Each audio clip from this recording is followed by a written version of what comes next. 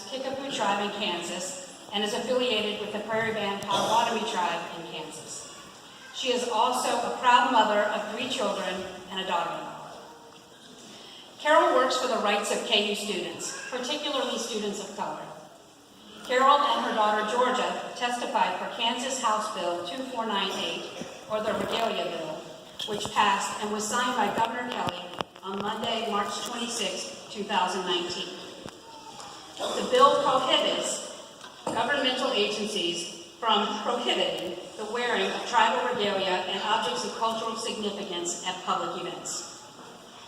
This bill directly impacts KU students when considering ways to highlight their cultural pride during graduation ceremonies and commencement. Carole's vision for KU students does not stop there.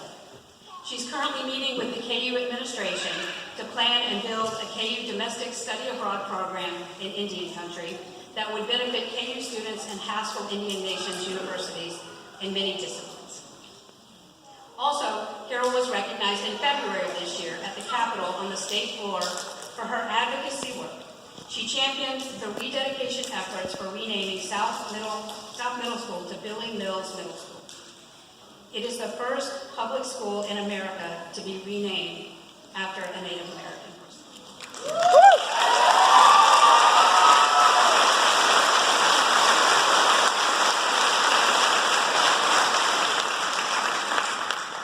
This effort also earned Carole the title of 2019 Best Grassroots Efforts Person by the Lawrence Chamber of Commerce.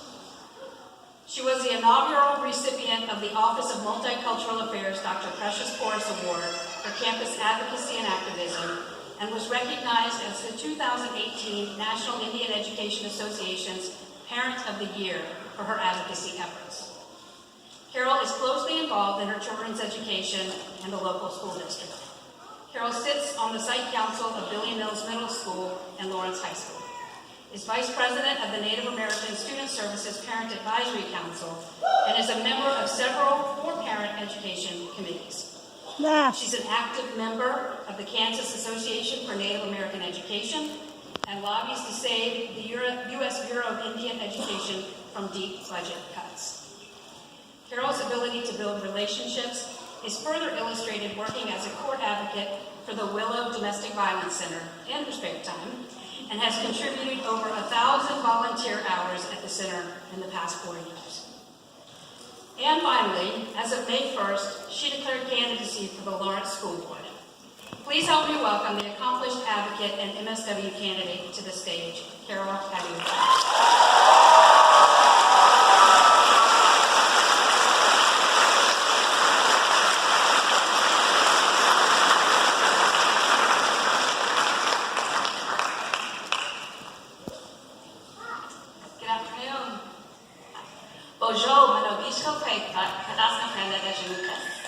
Thank you, Dr. Carney. Good afternoon, everyone. I'm just going to take a brief mood check of the room. It's a clinical joke. How is everyone doing? Congratulations, class of 2019. I want to thank the parents, families, and loved ones of our graduates. Social work requires a calling. For many of us, that calling is inherited. So thank you all for inspiring us. On a personal note, I want to thank my family and friends for coming along with me on this journey. I'm especially proud of the other 2 Native American students graduating with us today. So please stand up, Amy, Holden, and Joel Sequoia.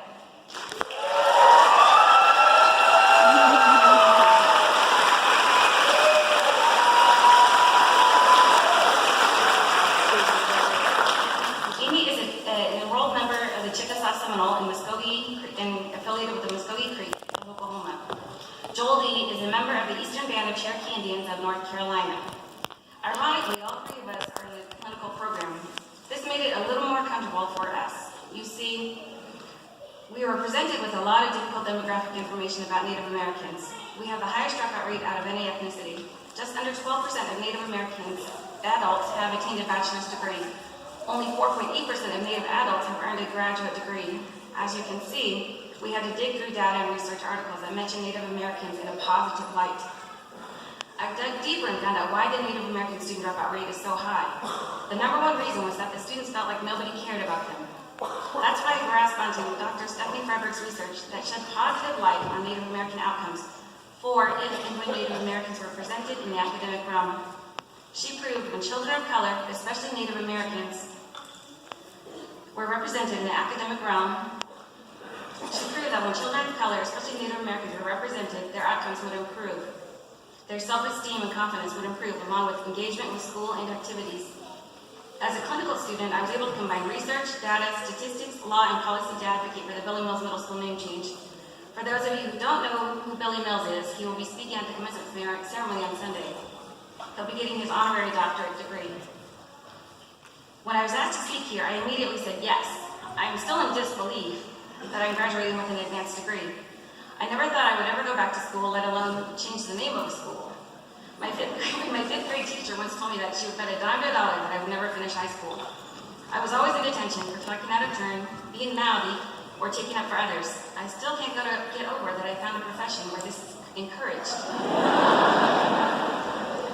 I came into the clinical M.S.W program with the goal of at least helping just one kid, or one person. It sounds like a cliche, but it's true.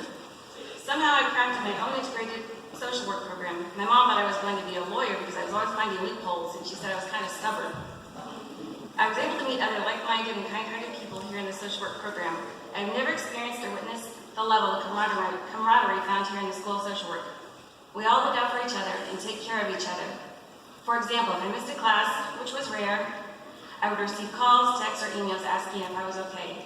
Others would give me their classmates during the next class.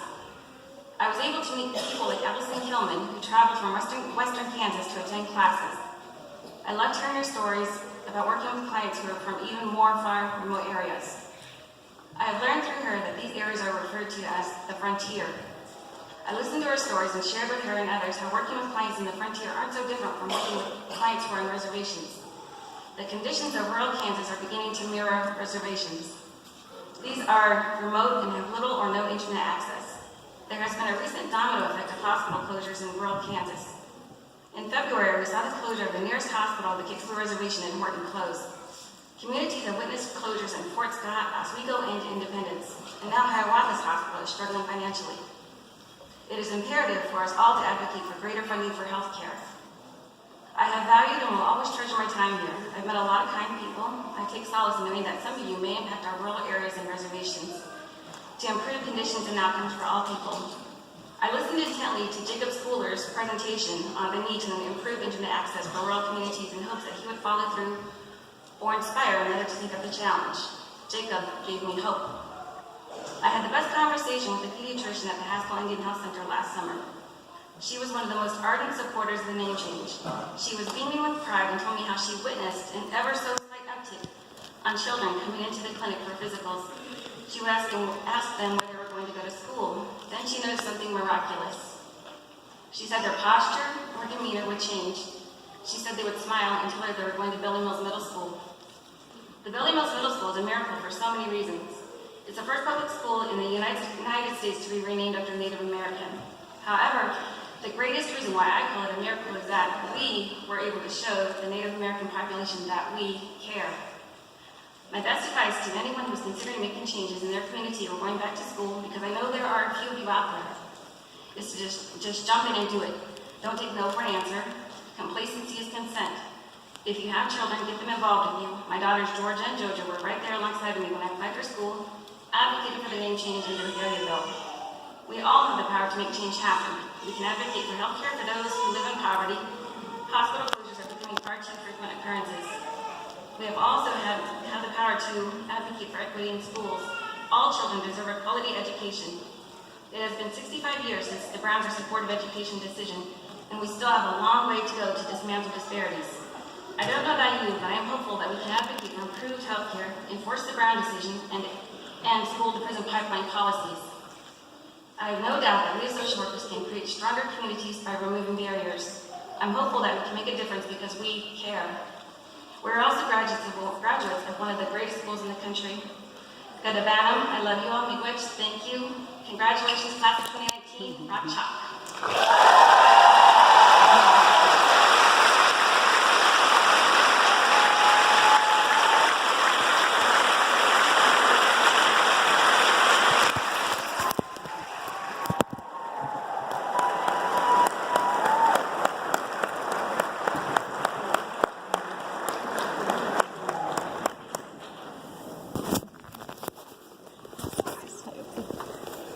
We will now recognize the M.S.W